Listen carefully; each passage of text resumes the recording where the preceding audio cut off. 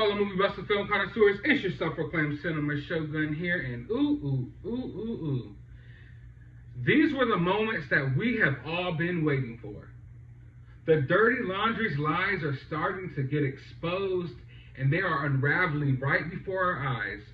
And now their lawyer has confirmed that Brian Laundrie's parents bought him a new phone in the days after he returned home in his girlfriend's van without his girlfriend to their house. So not only did they go camping multiple times, they purchased their son a new phone. Now what does that tell y'all? So while your daughter-in-law is missing, you figured it would be a perfect time to take your son camping and buy him a new cell phone? I mean, what are the odds of that? And I touched on this yesterday when I mentioned the fact that it seemed like Brian's lawyer didn't want to answer the question about a burner phone. He said no comment, even though he'd been answering all types of questions and putting all types of statements out there on here, mad and pissed off about Dog the Bounty Hunter. Yet he wouldn't answer the question about a cell phone, and I told y'all that had to mean something.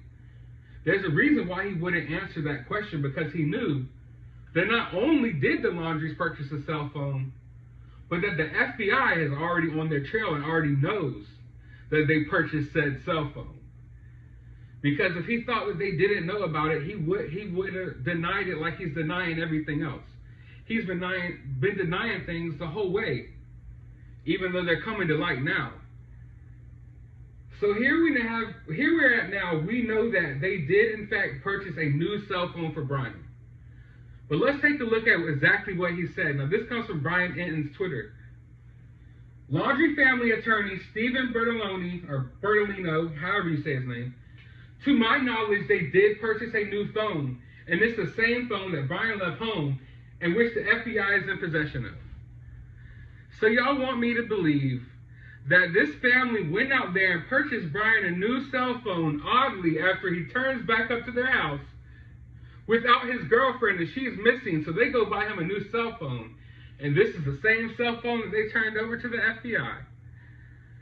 Maybe it is, but I feel like there could have been some switcheroo there. I mean, I don't know. There's something weird about this. Obviously, at the very least here, they thought about it. They thought, oh, well, we're going to give him the cell phone and he'll take off with that. And maybe after purchasing the cell phone, they figured, oh, wait, thought things through for a little bit and realized it was a bad idea. Because you got to realize here, people, all this stuff this chain of events didn't just happen overnight. These people had days, weeks to plan their son's escape. So you got to believe along the way they were probably revising their plans.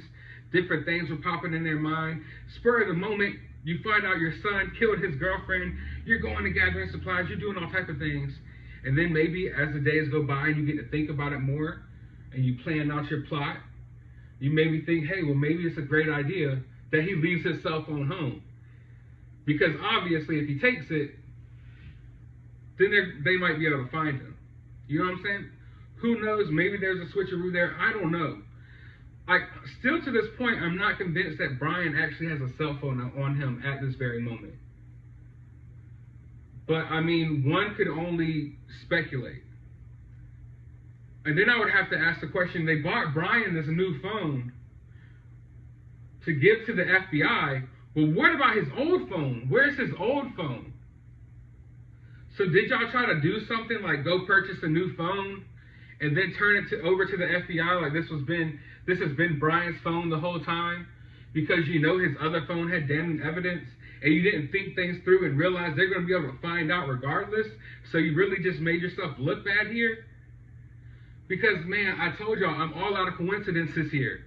I have no more room for coincidences. You're not going to tell me that not only did your son come home without his girlfriend, but you took him camping multiple times, and now you bought him a cell phone? These people look worse and worse every single second, every moment. Just when I think the updates are done, something comes out to make these people look even more criminal. So this is where we're at in the situation. We now have confirmation that Brian's parents did buy him a new phone. Is it a burner phone? Does he have the phone? I'm not sure, but that's up for you to decide. I want to hear your thoughts and your opinions and your theories, because I know these theories are going to start running wild now. And this maybe confirms what we heard earlier about the fact that the FBI was actually investigating the at&t store. So that also brings me back to my other point that I was telling you, that a lot of information is going to come out about this case that we're not going to have confirmed. It could be speculation. It could look like rumors online. And don't get me wrong, there are a shit ton of rumors online, but some of those rumors could be true, because we're not going to have official confirmation of things until later on, as the case progresses. And a lot of this stuff isn't going to come out until court and until the trial. So a lot of these things that people have been speculating about, this opens up the door to those possibilities, because now I believe for a fact that that story about that at&t store is true.